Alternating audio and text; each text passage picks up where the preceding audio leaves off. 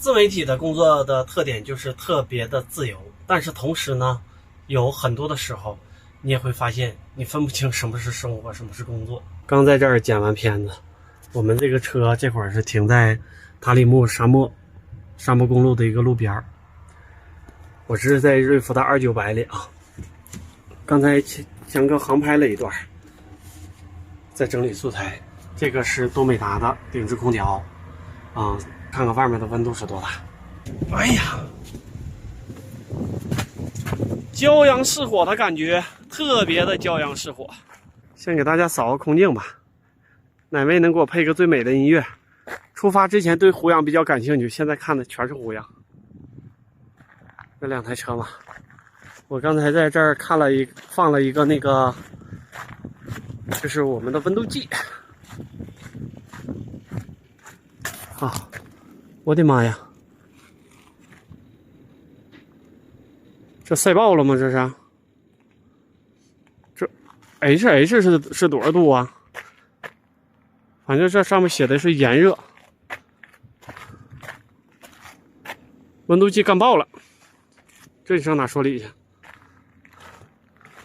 温度计、湿度计全爆了，上车，单干，温度计、湿度计全爆了。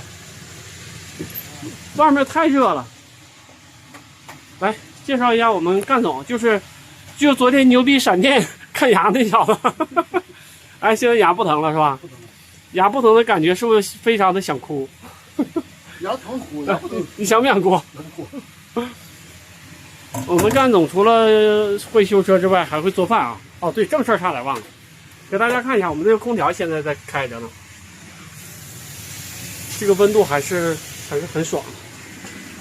哎呀，你看他进屋凉快点，他反应过来了。现在看是49度，刚才肯定是超过49度了。然后干总在炒菜。哎，这个油烟机是啥特点的来着？好像是能升降吧？可以升降。然后，哎，正好那天有车友说让我在里边炒个辣椒，这正好炒了。然后这个锅啊，这个锅现在刚才焖着米饭。我再看看这种情况下我们的能源的情况。现在功率是1092瓦，我们用了1092瓦。看看太阳能，770， 1400加1066，就是目前这么能源的一个消耗的一个情况。其实实话实说，老万这一路来是玩也好，我们3个男人一路骑行也好，但是更多的我就是想把这个车整个的展示给大家，最真实的情况，它的水到底怎么样，它的电力到底怎么样，用的稳不稳定。所以从这个角度来讲，我是觉得保持真实，保持努力的去给大家造一台好车，一直是我真心实意的想法。包括这次新疆、西藏这些我们都走完了之后，我相信我们第一批车友的车就完完全全就是不能说一点问题没有吧，房车不会一点问题没有的。哎，我突然有一个想法，看看，我一会儿剪视频的时候，我能不能说这个菜是我做的？